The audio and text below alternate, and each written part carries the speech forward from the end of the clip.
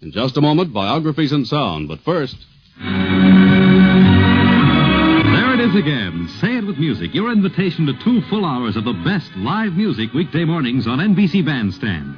This week, Ralph Flanagan's group, plus Russ Morgan and his orchestra, bring you mellow and relaxing tunes. But don't get too relaxed, because the 4 lads are back again as Messer's Music. And Bert Parks, your bandstand MC, keeps you smiling between numbers. It's a great show live all this week on NBC Bandstand. Stay tuned for biographies in sound on NBC. My sister came in one day and she said, I believe, she says, that you could paint with oil. She had taken lessons in her younger days in oil. And so I thought I'd try it. And I did. I painted quite a nice picture. I can't remember what it was. Caldor came through here one day and he bought it. And he still has that picture.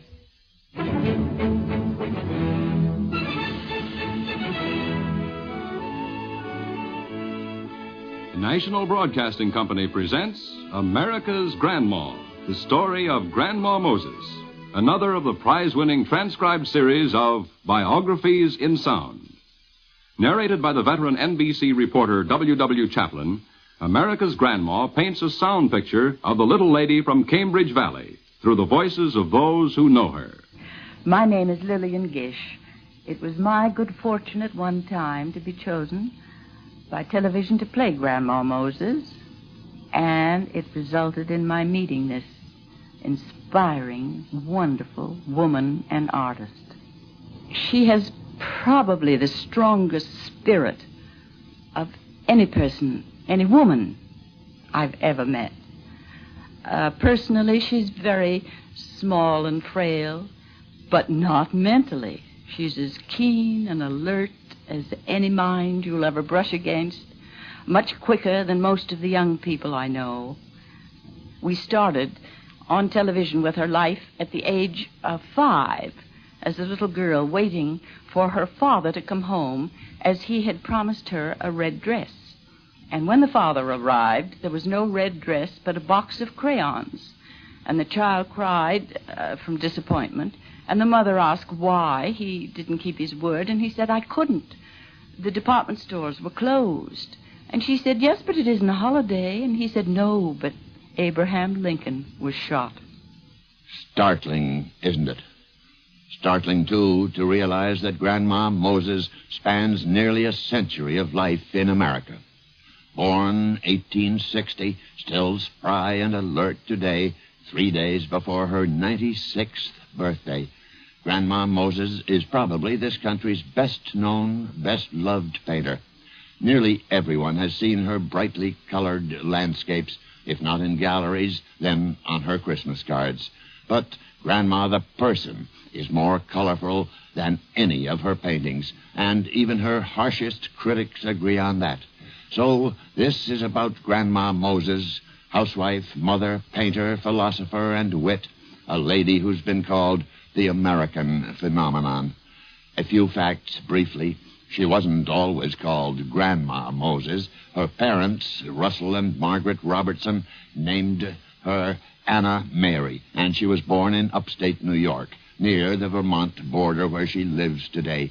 At the age of 12, Anna Mary Robertson went to work as a hired girl. At 27, she met Thomas Moses. They married and set out for North Carolina, where Thomas had a job as manager of a horse farm. But they stopped off in Stanton, Virginia, for the weekend. And folks there talked them into staying, and Mr. and Mrs. Moses were directed to a certain Mr. Bell. Mr. Bell says, who are you? He says, my name is Moses. Where'd you come from? Told him he come from York State. Well, where are you going? Well, I expected to go to North Carolina. What you going there for? Why, he says I was going to take charge of this horse farm. Don't think of going to North Carolina. It's the wilderness down there. It was at that time, I expect. And he talked to me. He says, now, you better stay right here in the valley. He says, there's no better place for you. He says, if you're going to be a farmer. He says, and I've got a nice little home out here, about 3 miles from Staunton. I'll take you out there. You come down tomorrow evening, and we'll go out and see it. Well, my husband come back, and he told me there's a conversation, and he waited till evening. Well, we call it here evening after candlelight in the day. Evening is late in the night. And he went down. As soon as he stepped into the door, the man says, I told you to come down here in the evening. He says, well, this is evening. Oh, he says, you Northerners call it that. We call it evening here, he says, after 12 o'clock, which they do. And so he says, well, we can't see the land tonight. He says, you'll have to come tomorrow. So my husband came home, and he made up his mind to go out the next day and see this little farm that he had. He thought, he says, you stay here a year, and if you don't like it, well, then you can go on farther.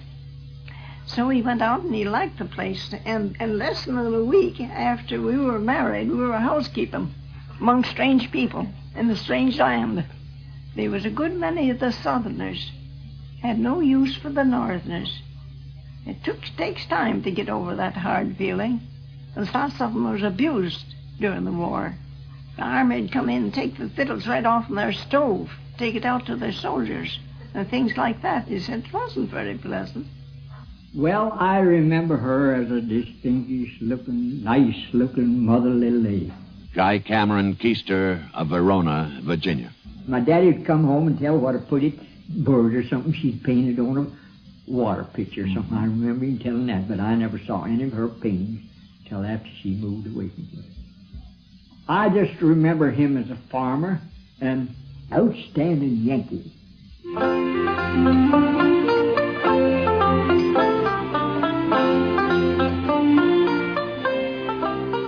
Grandma didn't have much time for painting on canvas in those days.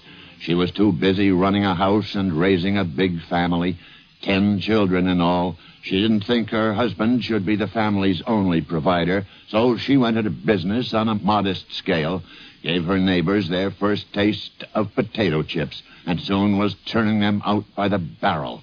She also made butter. When I first went to Virginia, the butter we get, you could get it for 8 cents a pound. Some of it would be good, and some of it you couldn't eat. So I bought a cow from this family that was there down the place. I gave $25 for it.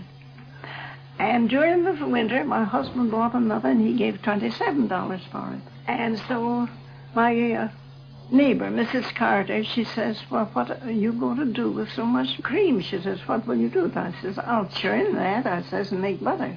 I'll send it down to the store and exchange it for groceries, such as sugar or oatmeal, anything like that that I needed. And which I did to Mr. Spittler's. And looked good to him. Yonder did look very good to him. He smelled of it. It smelled good. He put his hand down in his pants pockets and pulled out his jackknife. And then he took a taste of it. He liked that. He said he'd take it, and that week he called Mr. Moses in again, and he says, if you have any more good butter, he said, up there, bring it down here. I'll give you 15 cents a pound for it. Within a few years, Mrs. Moses' famous pure cream butter was being sold at a resort hotel for 50 cents a pound. It was hard work, but what people remember was Mrs. Moses' fondness for the paintbrush. Miss Carrie Dudley of Fort Defiance, Virginia. In 1900, my mother and my brother and I lived in a home with Grandma Moses 2 months. And Mrs. Moses was a lovely little person. She had light hair, if I remember right.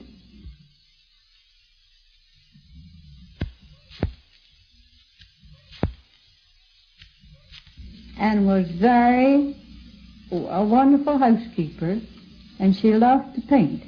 She painted the walls in our old home, and Grandma Moses had them all painted different colors. She would have a wall blue and a ceiling pink. And the next room you'd go in, below the wainscoting, it would be green and pink. And she was very artistic with all of her work. As long as I can remember my mother, I think that she has had a suppressed desire to paint. Daughter, Mrs. Winona Fisher. I can remember when I was a small child, if Grandma decorated a cake, if it were to be a white frosted cake, she reserved part of the frosting. This white frosting would be colored with vegetable coloring. If she didn't happen to have vegetable coloring, maybe she'd open a can of red raspberries and use raspberry juice to color the frosting. This frosting she would use in a homemade pastry tube, and she would decorate the cake with flowers or birds or children at play, depending on the occasion for which the cake was baked. If she baked a pie, she had her own finishing touch for the crust, where most people would punch a couple of holes in the crust to let the steam escape. Grandma would have fern leaves or a tree. And I think that was her way of showing her artistic temperament all through the years.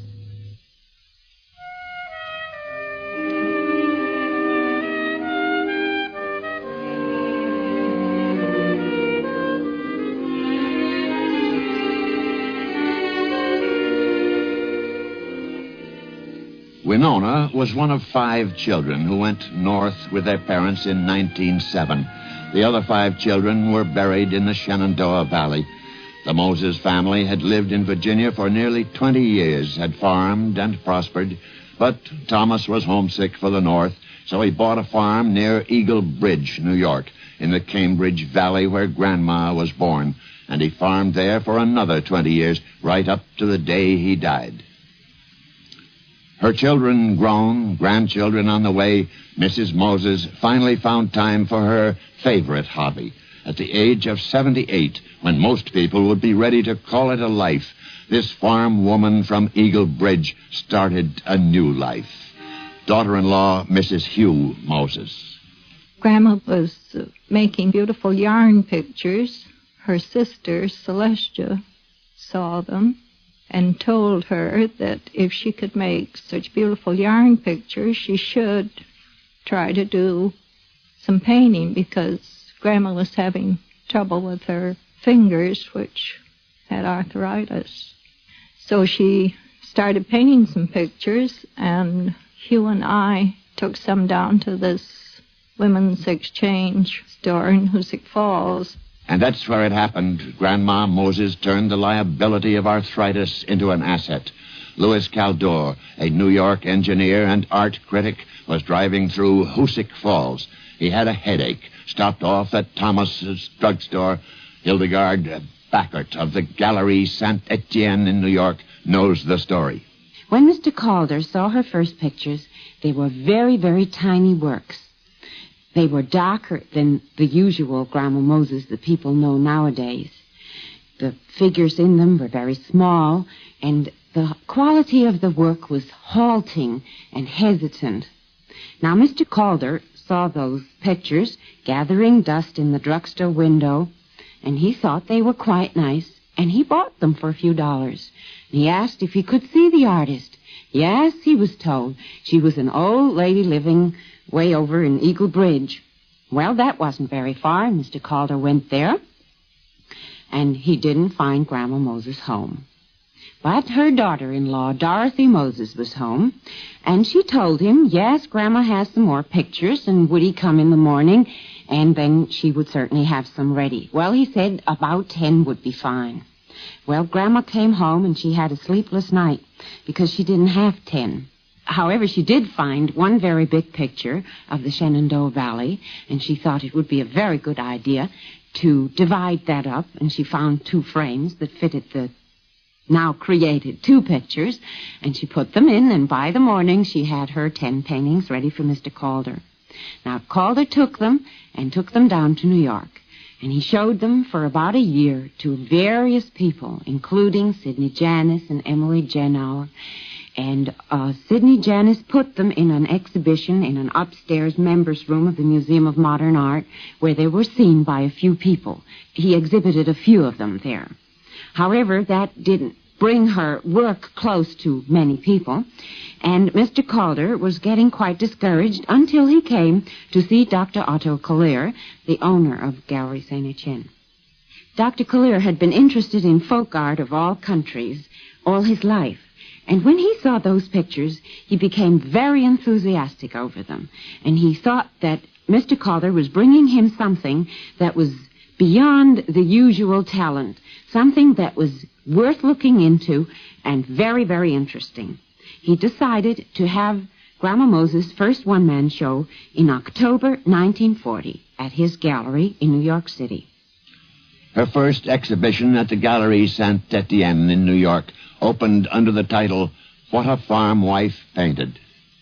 Anna Umstead, director of the museum in Syracuse, New York, remembers those early days. I met Grandma Moses for the first time back in 1941 when our Syracuse Museum held a New York State exhibition of paintings open to artists throughout the state, outside of New York City and the metropolitan area.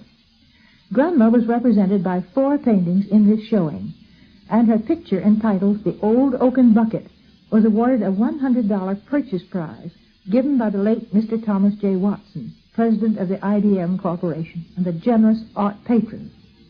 Grandma came on for the preview, and never shall I forget the thrill we all had when Grandma, a great-grandmother at 81, was summoned to our auditorium stage to receive her prize from the hands of Mr. Watson himself. Of course, we did not discover Grandma Moses. She had already been discovered, and her paintings had been exhibited in New York. But this was her first recognition by way of a prize, and national publicity followed.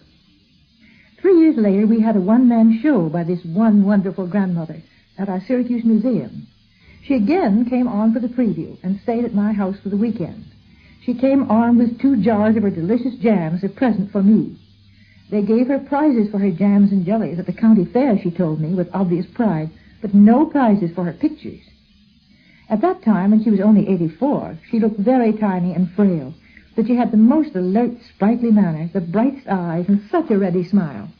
She loved the way her pictures looked in our gallery and the supper party given in her honor. She had one grand time, she told me, and indeed she was the most appreciative and lovable little guest imaginable. It was a joy to entertain her. Writer Frank Sullivan has said, she's not Whistler's mother, she's Whistler's grandmother. He described her as a cricket of a woman, no bigger than a pint of cider. Louis Jones, director of the State Historical Association at Cooperstown, New York, had other impressions. You remember a wren of a woman, tiny and alert, very cheerful and sunny, but at the same time a sputterer, a kind of superficial irritability that was always counteracted by the sparkling of her eyes.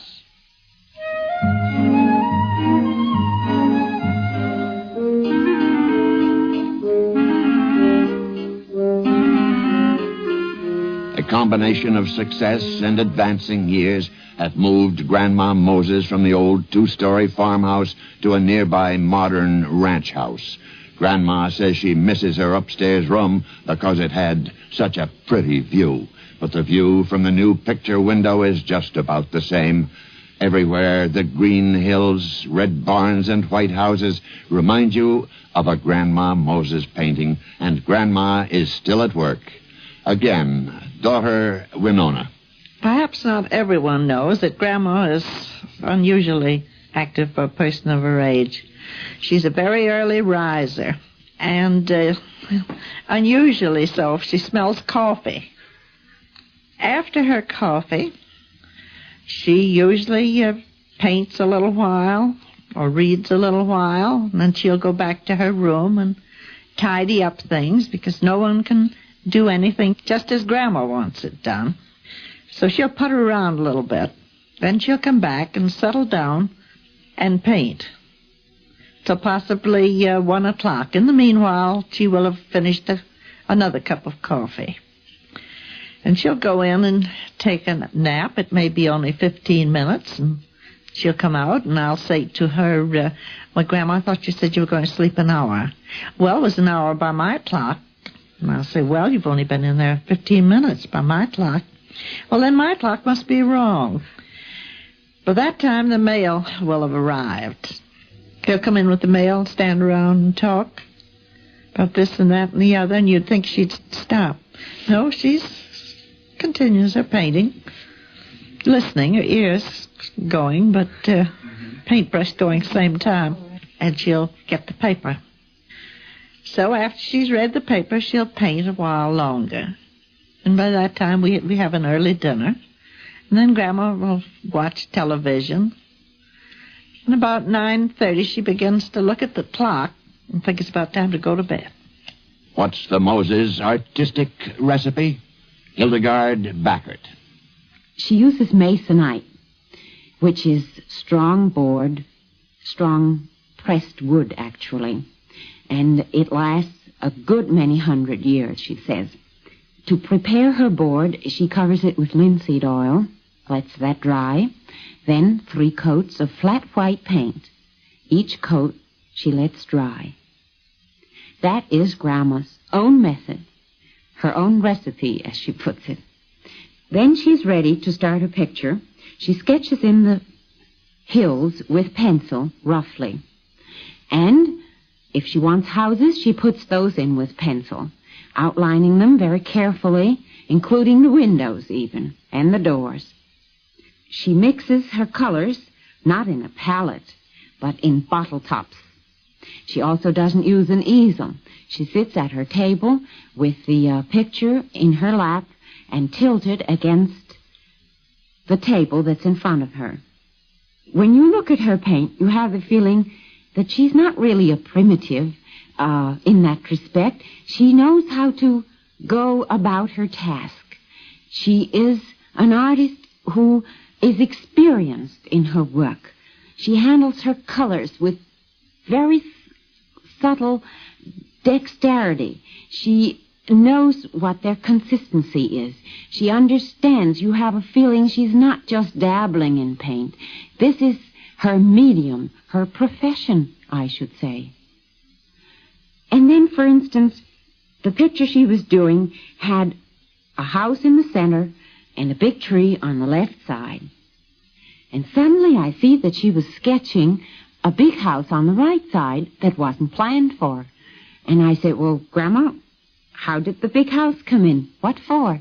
She says, why, it's got to be here. It has to harmonize with the big tree on the left.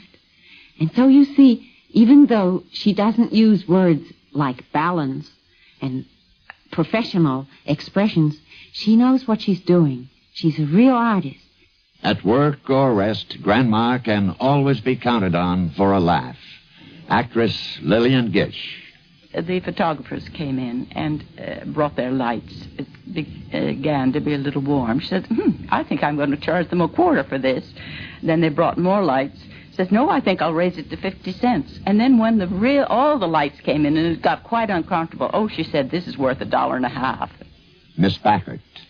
One day she was asked to come to an exhibition of her work, not too far from her home, and she didn't feel like going, and she said, why should I go? I've seen those pictures.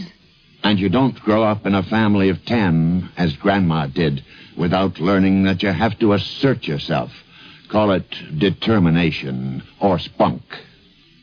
I wanted to sit down at the table with my brother, younger brother. He was younger than I, and the other 2 brothers were older, and we had company. And I wanted to sit at the table with the rest of them.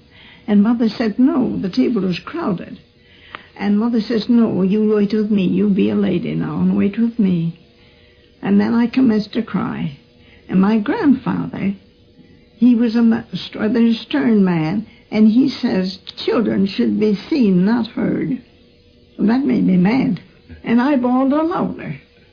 And my father says, if you don't stop, I'll have to take you out the shop.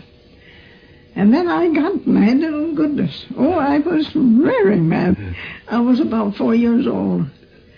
And he got up and took hold of my hand, led me out to the shop, and he picked up a big saving. And now he says, you're going to be a good girl.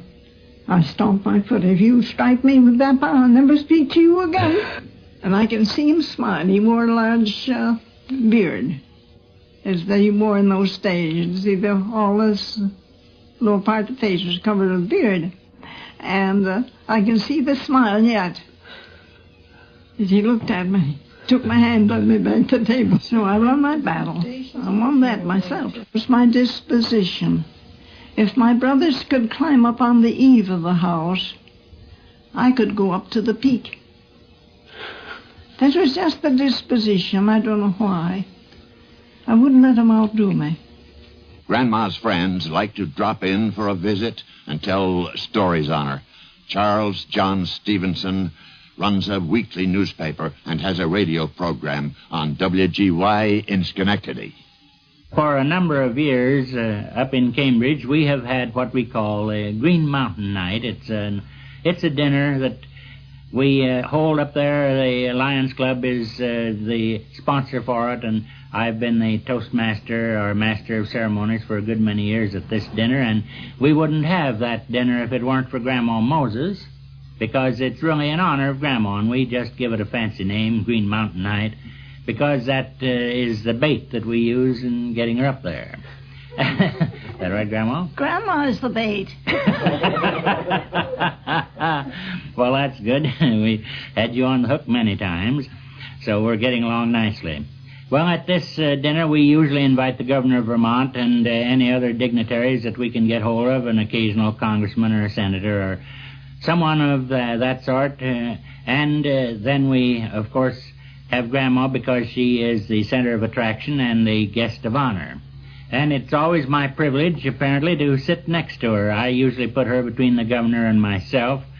She looks good between a couple of men, and she takes care of herself, except in this one particular evening. There arose a little difficulty over the serving of the dinner. At the Hotel Cambridge, they try to serve individually, and when the vegetables come around, instead of just passing the dishes around family style, they serve them in little dishes. And I remember that night we had peas, green peas. And I was, of course, so interested in Grandma that I didn't care whose peas I ate, and ended up by my eating her peas, and I think she still accuses me of eating one or two other of her dishes. No. Yes, I really think that you eat my dinner. Well... And I had to push my plate on, and I eat somebody else's dinner. So I think it was all right in the long run. Well, as long as you're satisfied, but I have often felt, Grandma, that I would just love to come down here with a big pot of peas someday, and we'll just dish out the peas here and let you have your fill of peas. I'm no lover of peas, really. Now, listen, you don't mean to tell me after all these years that you didn't care for those peas anyway. No, I did not. Well, that adds 5 years to my life. I've been worrying about that ever since. I'm sorry to tell you that I'm no lover of peas because once my husband gathered a lot and I was going to have a nice supper of peas. And he sold them and had them all ready, and then he's looking over, picking out extra pieces, leaves, and so on, to have them all ready for the pot. And he discovered that they were stung on the side, and he broke it open to see there was a little worm. He tried another one, there was another worm, and he tried another. Then he jumped the whole mess over into the garden. No more peas for him. No more peas for me. Another visitor with a story, Connie Ham, a school teacher from Tarrytown, New York. Remember, I had no ribbon to tie the little package, so I looked in my sewing box, and I had some very tiny rickrack, 2 shades of blue. And I thought, well, now this would look pretty. It was just a little small box, so I tied it up. And Grandma Moses opened the box, and she was rolling this up so carefully. And she says, I'll make a little dress for my granddaughter and trim it with this. I mean, she always appreciates every little thing and thinks of something to do with it. Whereas I have often spent a lot of time doing up a package elegantly, and when the person undoes it, they just go like this and throw it to the side, you know, and Grandma Moses, she really sees possibilities in everything. Things didn't used to be so plentiful when I was a child. We had to save. And my mother used to save it for 7 years. And then if you don't find no purpose for it, why, you can throw it away. Mrs. Rachel Baker, another old friend, is Grandma's honorary chauffeur. Driving with Grandma has been a most interesting experience. We've been, lots of places around. And personally, I have become much more conscious of scenery than I ever was before. Just, to pick out the beautiful view one way or another. Grandma tells me I could paint, but I know better than that. She always says everybody can paint, but I don't quite agree with her. But she likes to ride in the back seat of the car. She says that she's a good back seat driver, but she doesn't bother me any. It doesn't seem to matter whether Grandma is sitting next to an old friend, the governor, or the president of the United States. She's still Grandma. One time, President Truman invited her to the White House. She tells the story in her sometimes crowded, chattering living room. Pretty soon, Harry came in, and excuse me for using the given name, but he seems like one of my own boys, and sat down between us, and we talked about farm crops. After time, I said, there's a beautiful piano. I says, do you play piano on the piano? And he sometimes, he says, and then he got up and went over and played on it. But I can't tell you the name of the tune now that he played. But it was very nice. But Grandma stays on the fence politically. Well, I have one here. It was a Christmas card of Ike's. When he lived in France, he's a good painter. He painted that of his backyard, and before he was president, he sent it to me. Now, he had it in his head way back somewhere that he was going to be president, and he wanted my vote. During her visit to Washington, President Truman presented the Women's National Press Club Award for Outstanding Accomplishment in Art. Grandma and her daughter-in-law returned home to a hero's welcome. When we arrived in Eagle Bridge, there was a gathering of about 800 people with a parade and band and quite a ceremony. She was really thrilled with the whole thing.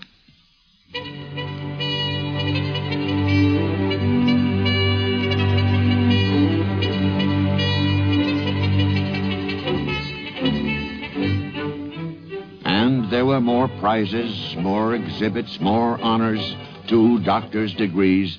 Grandma Moses was famous. I've known Grandma for 25 years.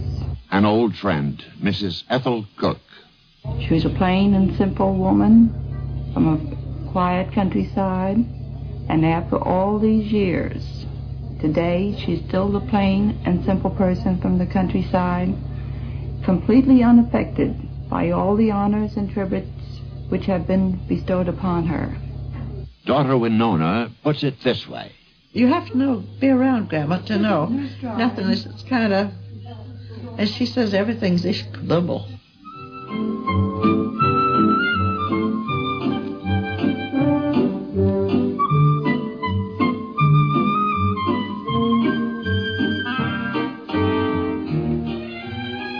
America's Grandma, the biography and sound of Grandma Moses, will continue after a 10-second pause for station identification.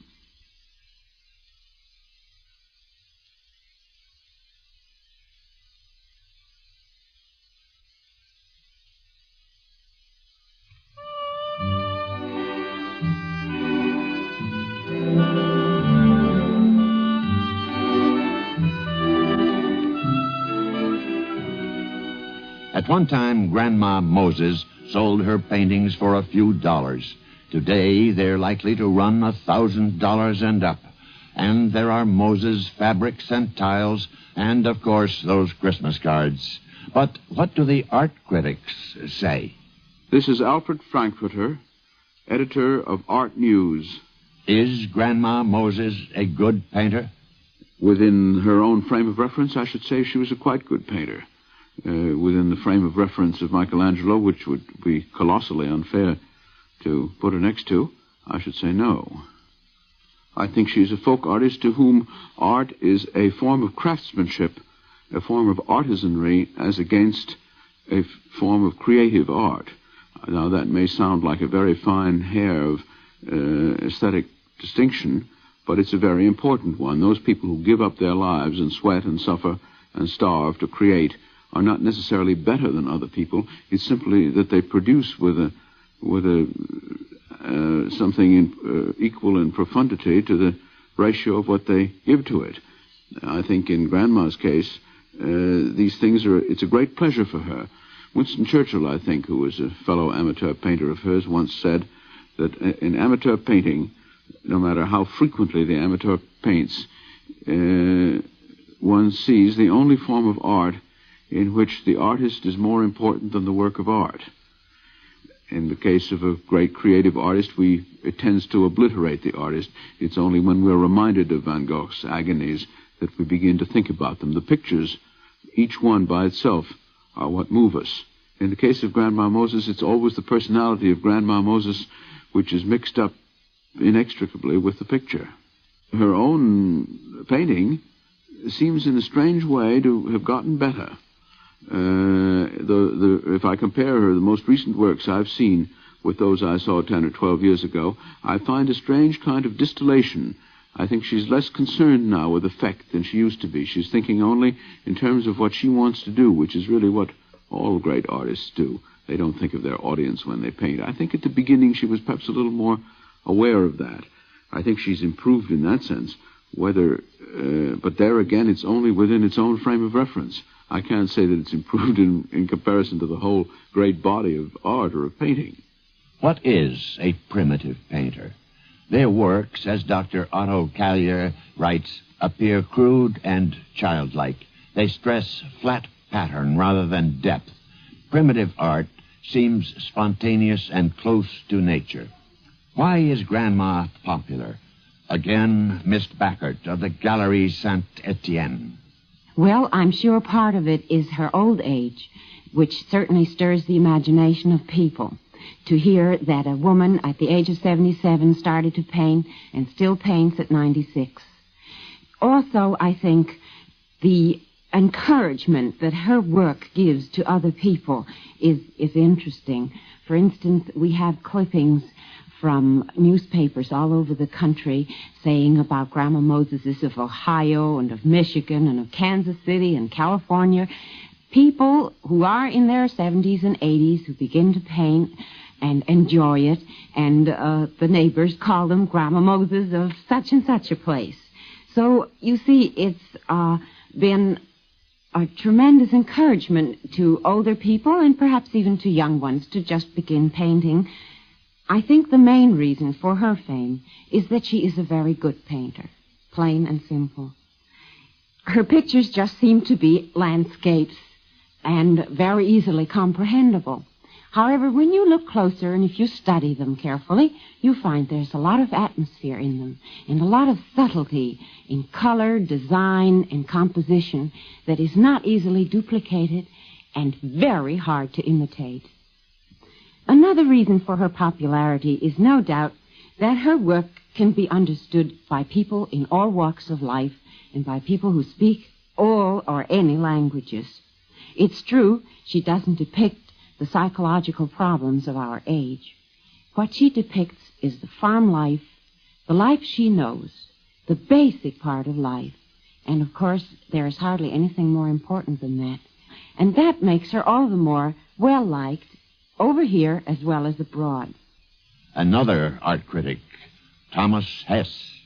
Grandma Moses is a primitive painter, and primitive painting is interesting in that it brings you or brings the spectator into a direct contact with a human feeling, a human sensation, either of fear or of love or something like that. Grandma Moses is a primitive painter who brings you directly into contact with nostalgia and sentimentality. Therefore, I don't find her work very interesting because I don't think that nostalgia is very interesting as a human emotion. In the art itself, she is continuously repetitious. She has one composition as well as one emotion. And by repeating this composition or this scheme of making a picture over and over again, it loses its sense of freshness and its own contact even with nostalgia, because she's just doing the picture as if she'd memorized it. Europeans welcome her with open arms. The Europeans had the idea that Americans make slot machines and pinball machines and skyscrapers and shouldn't have anything to do with culture. So when Grandma Moses comes along, that's just what they want Americans to do. They want them to be primitive, folksy, and 19th century, and have no relationship with culture. Therefore, they welcome her as the typical American, the great American, which is really an insult to American art and to American culture, of which Europeans are rather frightened. We wanted to get the European angle from NBC's correspondent in Paris, Leif Eid. If you were in Europe, it would not be difficult to catch the spirit of the old continent's welcome to Grandma Moses and her work. But it is much harder to put in words. Let us say that wherever the paintings of Grandma Moses have been exhibited, and they've been shown now in 5 European capitals, they've attracted a great deal of attention. For instance, when 40 of her canvases were shown at the American Embassy in Paris, over 1,000 French men and women came to look in only the first few days. Among sophisticates who had high words of praise were André Maurois, a celebrated author, and Monsieur Jean Cassou, the director of the Museum of Modern Art here in Paris. In an art capital like Paris, where the painters of all the world assemble and where the competition is of the fiercest, this is astonishing. The critics of art periodicals and of the Paris daily press tossed bouquets in Grandma's direction. Grandma's works brought a smile to the faces of sophisticates of old Europe. Not a smile of condescension, of superiority, but a smile of contentment, of satisfaction, of happiness that there are still persons in the world like Grandma Moses. Le Monde referred to the serene sweetness of a daring old lady who makes even Europeans recognize themselves in her simple, free images. In comparing Grandma Moses with Europe's primitives, France Illustration noted that while Europe's had more technical facility, they lacked her freshness of inspiration and happy quality of feeling. One eminent critic said that while he prefers the great masters, Grandma Moses in her own way knows a peace that genius will never know. Another said this is an area where we dare not venture because the ice is too thin. It is in words like these that you catch the spirit of Europe's appreciation of Grandma Moses. Not a great master, not unusual because she is a primitive. Europe knows a lot of primitives. But because she manages to bring us the warmth of a simpler, happier past, and to bring a peace, even if only a temporary peace, to troubled souls. As I travel abroad... Again, Lillian Gish. And find how highly respected and honored Grandma Moses is over there, and her paintings are the things. They don't know anything about the woman. In fact, they're not interested in the artist. They're interested in the work, and she is their number one painter. And here, as I travel through the country, there's a kind of indulgent smile that makes me very angry and reminds me much of Edgar Allan Poe. I think when he was writing in America, we indulgently smiled at his work, while in France he was influencing all their literature of that day and future time. Why are we so reticent in America to recognize our own first-rate artists? Why can't we honor them first? At Christmas, Thanksgiving, or some national holiday, we should have a stamp, if not with her picture, with one of her pictures on it. I think it would please the country. I think we would all love to send our letters and our Christmas cards out with a Grandma Moses stamp on it.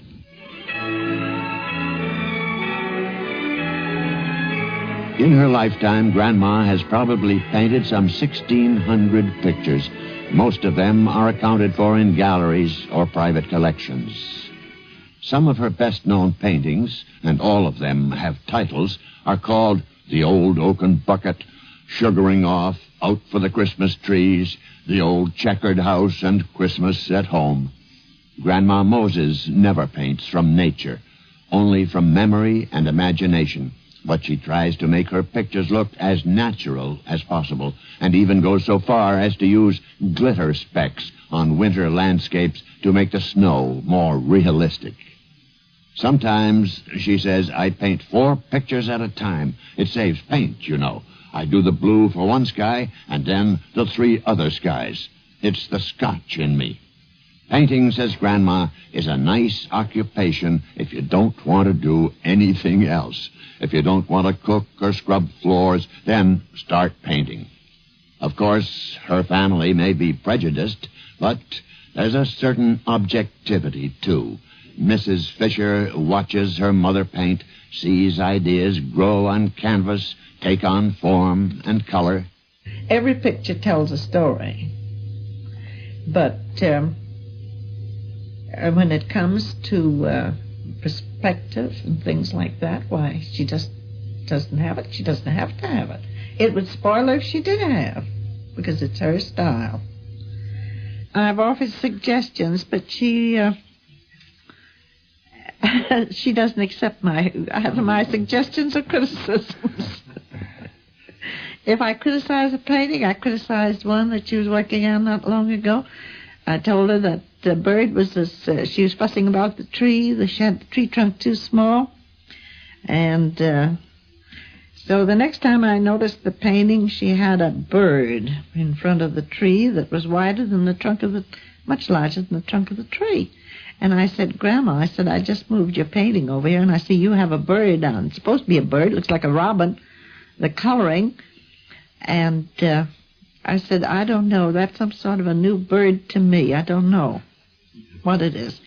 But she says it's a lot nearer. She wouldn't admit that it was out of proportion.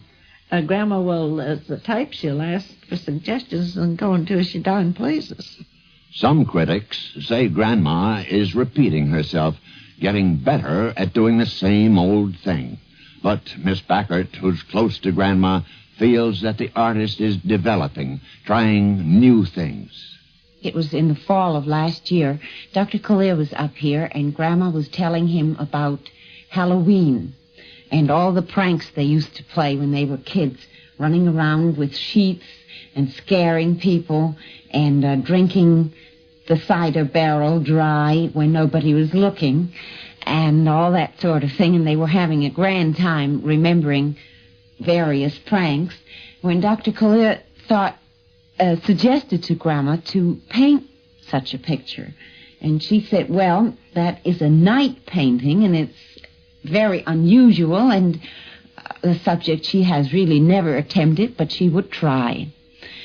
And a month or so later, we received a painting which is really very, very unusual.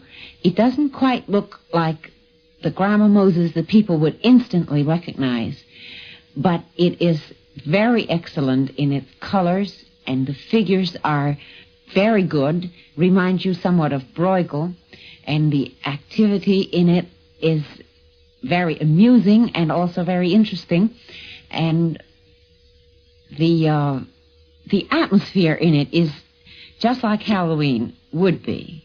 Somehow it's one of her best pictures, done so recently. She was 95 at the time, and it is quite remarkable, it seems to me, that she can put herself into the mood of an entirely new approach to a painting.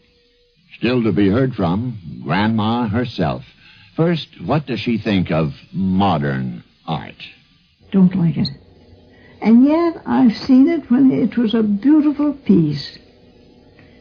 And you look at it for a long time, and all at once out of the bushes you'll see a snake coming, beautiful snake, coming out, curling around, out around the bushes.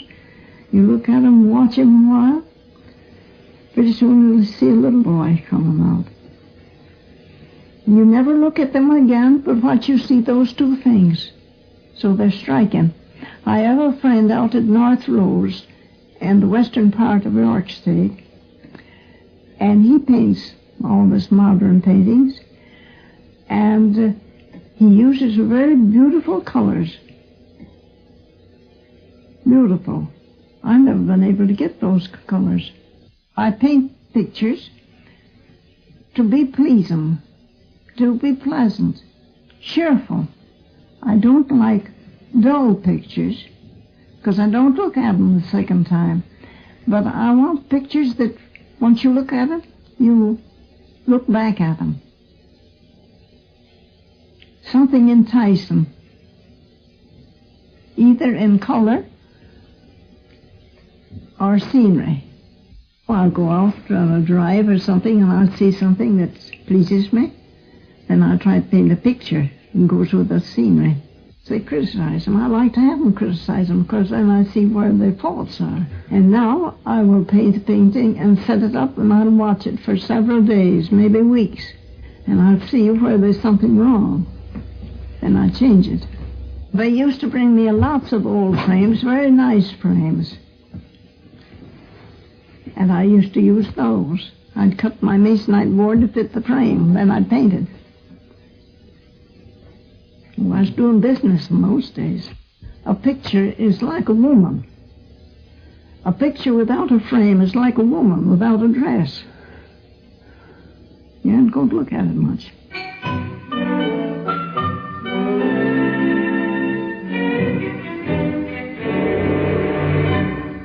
For Grandma Moses, who'll be 96 years old on Friday, this greeting from Vice President Richard Nixon. We here in the nation's capital are delighted to join with other Americans in extending best wishes to Grandma Moses on her birthday. She's a great lady and a fine example of pioneering America.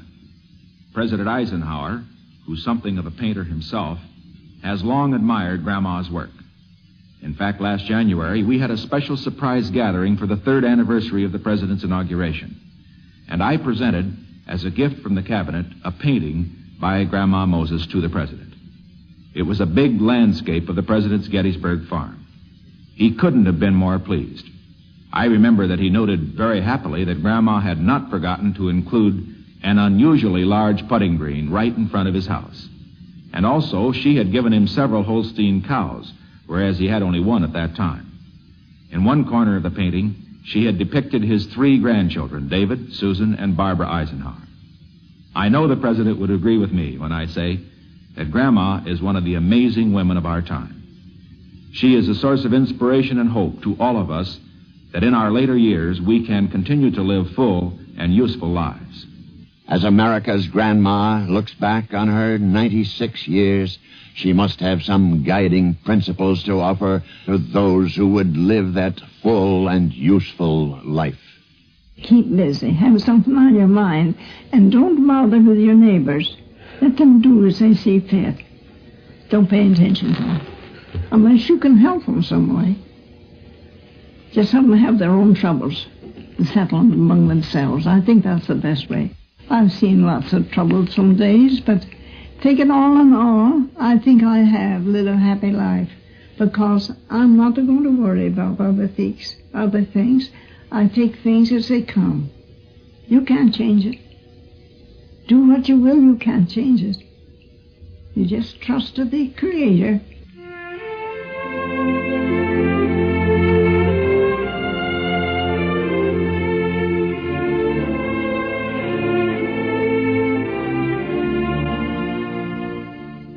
This has been another in NBC's transcribed series of Biographies in Sound. Your narrator, the veteran NBC reporter W.W. Chaplin. America's Grandma, written and edited by James P. Aldrich, was produced by NBC News for the NBC Radio Network. Grandma Moses portions of this program copyright Grandma Moses Properties Incorporated. Next week at this time, another Biography in Sound. They knew Newt Rockney.